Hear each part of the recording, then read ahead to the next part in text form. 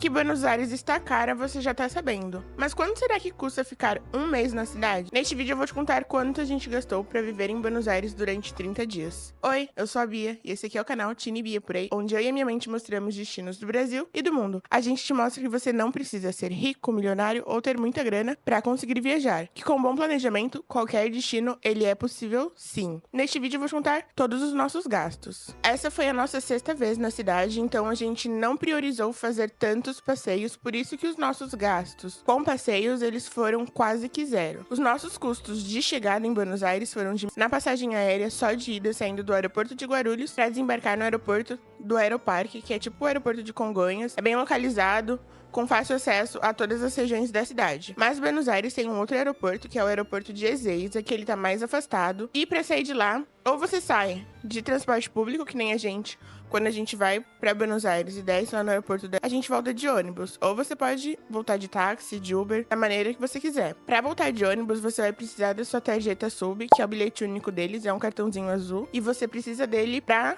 acessar o ônibus, para acessar o metrô. Se você ainda não tem o seu cartão do Sub, se for a sua primeira vez visitando Buenos Aires, você pode comprar nos quioscos que tem lá no aeroporto e carregar nos quioscos ou nas máquinas que tem lá no aeroporto. Um dos pontos negativos é que só dá para fazer o carregamento do Sub no dinheiro. Isso eu acho um pouco ultrapassado para um aeroporto que tá recebendo turistas do mundo inteiro. E por mais que, você tem que sacar e tal, às vezes você não tem o dinheiro do local. A gente sempre tem crédito no nosso cartão do Sub porque a gente vai para Buenos Aires com certa frequência, então sempre sobra um troco no nosso cartão. Mas se for a sua primeira vez chegando em Buenos Aires, aí você tem que comprar o seu cartão do Sub e tentar recarregar lá no aeroporto. Você pode tentar sacar dinheiro lá nos ATMs do aeroporto para ter dinheiro em mãos, para ter o peso argentino em mãos, para conseguir recarregar o seu bilhete. Ou sair do aeroporto de Uber, de táxi, da maneira que você preferir. Se você estiver chegando pelo Aeroparque, aí a coisa já dá uma melhorada, porque você consegue comprar o bilhete lá nos quioscos e lá na saída do desembarque internacional, lá no cantinho, tem um lugarzinho onde você consegue sim recarregar o seu bilhete com o seu cartão da Nomad, com o seu cartão da Wise, com o cartão internacional que você tiver. Então isso facilita muito a vida do viajante, porque o sistema ruim para turista que nunca foi na cidade conseguir sair de lá de transporte público nem se compara com a saída do aeroporto lá de Bogotá, que assim, dá de 0 a 10 nesse aeroporto com certeza, porque pra sair do aeroporto de Bogotá de transporte público é tudo direitinho, tem vários funcionários lá nos pontos de ônibus, tem um lugar certo pra você comprar o seu cartão do ônibus, então dá de 0 a 10 na facilidade de sair do aeroporto. Então a gente gastou o trecho só de ida pra 2 pessoas, com bagagem de mão incluída na nossa passagem. A gente voou de aerolíneas argentinas.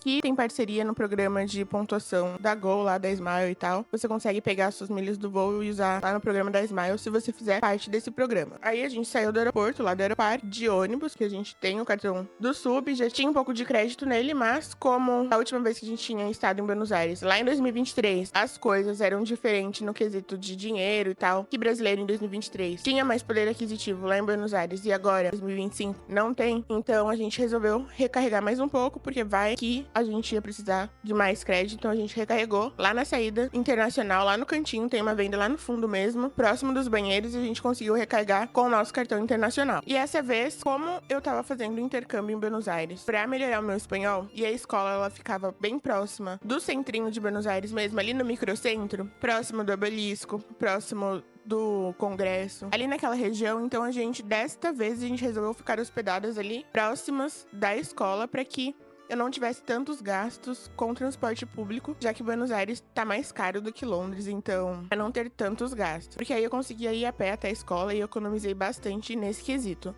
Eu vou deixar aqui nos cards e na descrição o vídeo onde eu te conto quanto foi o meu intercâmbio de 30 dias em Buenos Aires. Foi um valor super baixo, você vai ficar desacreditado. Então dessa vez a gente ficou hospedado ali na região do microcentro. O nosso apartamento tava na rua Rio Bamba, que tem esquina com a Avenida Calau, então ela é bem localizada, bem próxima do Obelisco. Obelisco. E foi diferente pra gente porque das outras vezes que a gente ficou em Buenos Aires, a gente ficou hospedadas tanto no Palermo, que é uma ótima região pra você ficar em Buenos Aires se você nunca esteve na cidade. A gente já ficou em algumas regiões do bairro do Palermo, então a gente gosta muito da região de Palermo. A gente já ficou também na região de San Cristóbal. Era só subir a rua e já saía na 9 de julho. Mas essa foi a primeira vez que a gente ficou numa região tão central e, sinceramente, eu não gostei muito, porque centro é centro, tem mais lixo, tem mais pomba, tem mais gente. Então a gente ganhou num quesito de ficar mais próxima das coisas. Por exemplo, eu fiquei mais próxima da escola. A minha mãe, ela não quis fazer o curso, então ela ficou mais próxima. Tinha mais Smart Fits lá perto, então ela conseguiu usar Smart Fit por conta que ela tem aquele plano, o Black, que você consegue utilizar em qualquer unidade da América Latina. Ela já conseguiu utilizar tanto na Argentina, já usou na Colômbia e já usou no México. Então vale a pena, se você gosta de fazer Smart Fit e tem um plano Black e viaja com frequência, vale a pena. Então a gente ficou bem localizada para as coisas que a gente ia fazer naquele mês em Buenos Aires. Então, levar em consideração que tava fácil pra gente, aí dava pra desconsiderar as coisas negativas de ficar hospedada numa região tão central. Essa acomodação eu encontrei depois de afunilar bastante lá no Airbnb, que eu fico fuçando mesmo pra ver se eu acho uma acomodação mais em conta. E essa até que não foi tão cara se você pensar que a gente passou mais de 30 dias lá em Buenos Aires. Foi acho que 32 diárias, então dá mais de 30 dias. A gente pagou cerca de R$ 3.800 pra nós duas.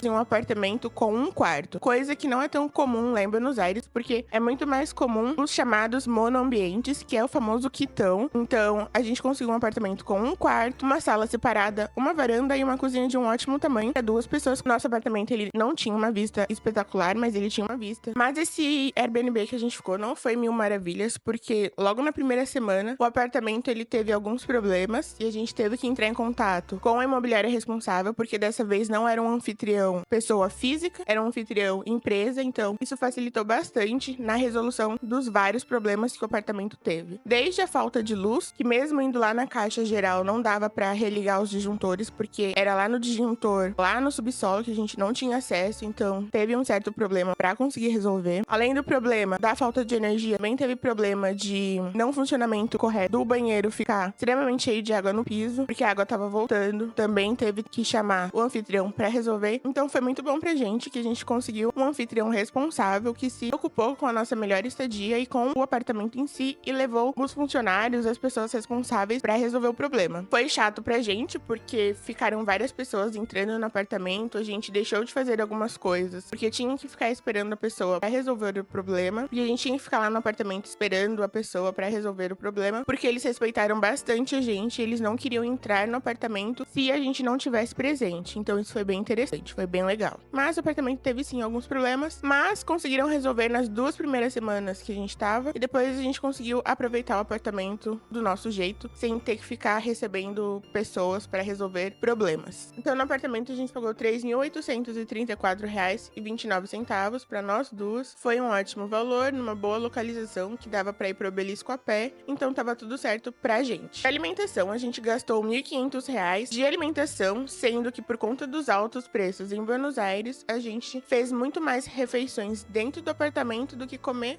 fora. A gente já não tem tanto costume de comer fora, mas dessa vez a gente segurou as rédeas e não comeu tanto fora. No caso de ficar comprando empanada, média luna, essas coisas. A gente até comprou empanadas, mas quando a gente se deu conta na conversão, o valor que tava empanada, a gente parou de comprar. E a gente começou a comprar as massinhas que vendem no supermercado e fazer as nossas próprias empanadas, o que foi muito bom pra gente. Então a gente conseguiu economizar e a gente gastou R$ 1.500 pra comer bem as nossas próprias comidas lá no apartamento para 2 pessoas durante um período de um mês. Esse foi o nosso gasto com alimentação. Então, os nossos gastos com passagens aéreas para chegar em Buenos Aires, que a gente só comprou o trecho de ida, porque depois de Buenos Aires a gente seguiu para Mendoza, depois de Mendoza a gente seguiu pro Chile, depois pro Panamá, depois pra Colômbia, depois pro México, e do México a gente voltou pro Brasil só em janeiro de 2025. E a nossa viagem, ela começou no meio de outubro de 2024. Então, a gente não comprou o trecho ida e volta, mas a gente já tinha os trechos pra continuar a nossa viagem. Já no nosso embarque no aeroporto de Guarulhos, foi perguntado pra gente quando que a gente ia retornar ao Brasil ou se a gente ia continuar a nossa viagem. Então, a gente falou que sim e mostrou todos os comprovantes de continuação da nossa viagem. viagem. Então, o nosso valor total para ficar 30 dias em Buenos Aires, morando bem, comendo bem, passeando, que por mais que a gente não tenha feito coisas pagas, a gente pegou bem a noite dos museus gratuitos em Buenos Aires, então deu para aproveitar algumas coisas que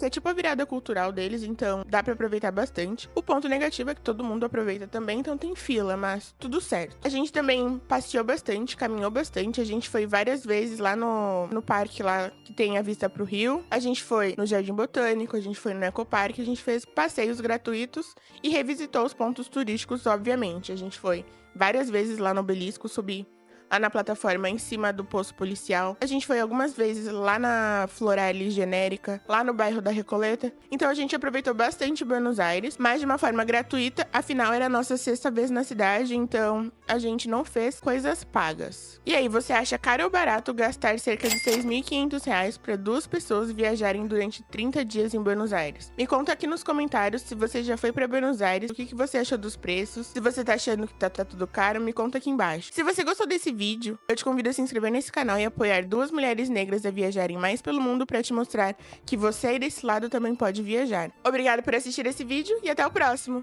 Tchau!